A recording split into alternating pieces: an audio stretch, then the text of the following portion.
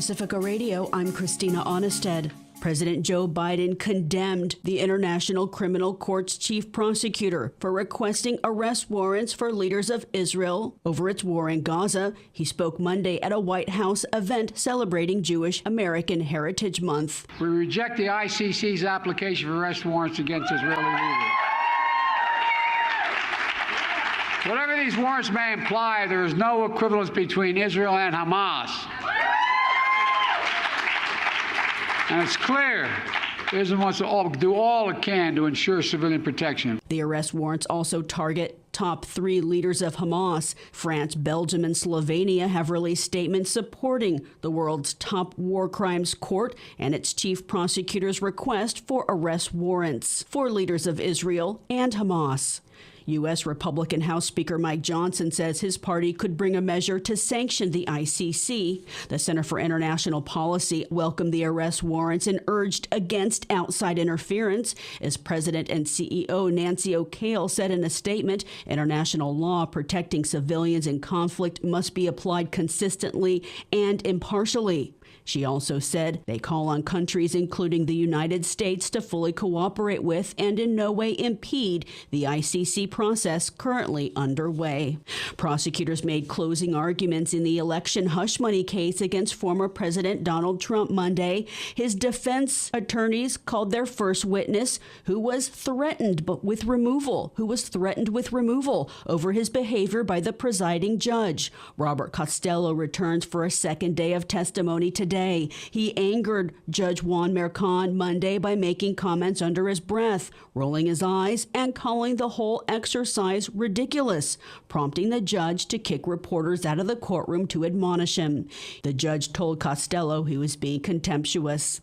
Trump's lawyers are hoping his testimony will help undermine the credibility of a key prosecution witness, Trump's former attorney Michael Cohen. Trump faces 34 felonies related to falsifying business records as part of a scheme to bury stories he feared could hurt his 2016 campaign. Trump denies any wrongdoing.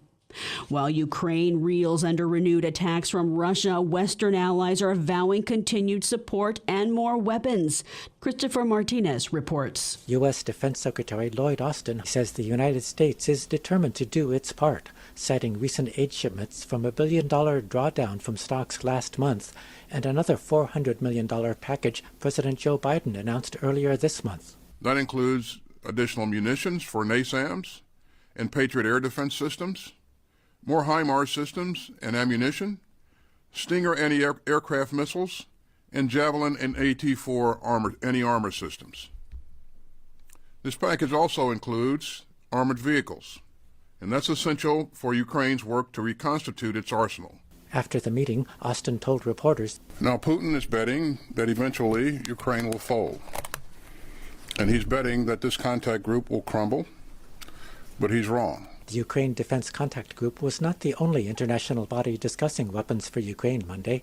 The United Nations Security Council held 2 briefings. Izumi Nakamitsu, the High Representative for Disarmament Affairs, described 800 days of death, destruction, widespread devastation, with at least 11,000 civilians killed in Ukraine. The upcoming Summit on Peace in Ukraine is scheduled to take place in Switzerland on June 15th and 16th. I'm Christopher Martinez. Abortion rights advocates say they've submitted enough signatures to put a constitutional amendment protecting reproductive rights in the state of Nevada. Monday, Nevadans for Reproductive Freedom presented some 200,000 signatures to place the amendment on the November ballot. Denise Lopez is the coalition's director. Forcing people into dangerous, life-threatening situations by denying them access to abortion is cruel and unacceptable. Extremists know exactly what they're doing. That cruelty is the point of these bans that we're seeing in other states. This is part of their broader strategy to ban abortion nationwide. And we're not going to let that happen here in Nevada. In Missouri, Republicans failed to thwart a similar effort. Catherine Carley reports. A 50-hour filibuster by Missouri Democrats has ended a Republican push to make it harder to amend the state's constitution.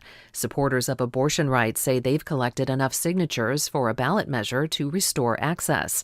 Democratic State Representative Crystal Quaid says the Republican bill would have required both a statewide majority and majorities from 5 of Missouri's 8 districts to pass it. We have abortion access on the line this year, and so we know that the Republicans absolutely want to make it harder for citizens' voices to be heard to try to stop that. Since the overturning of Roe, ballot initiatives to restore abortion rights have passed in 7 states. I'm Catherine Carley for Pacifica Network and Public News Service. I'm Christina Onnested reporting for Pacifica Radio.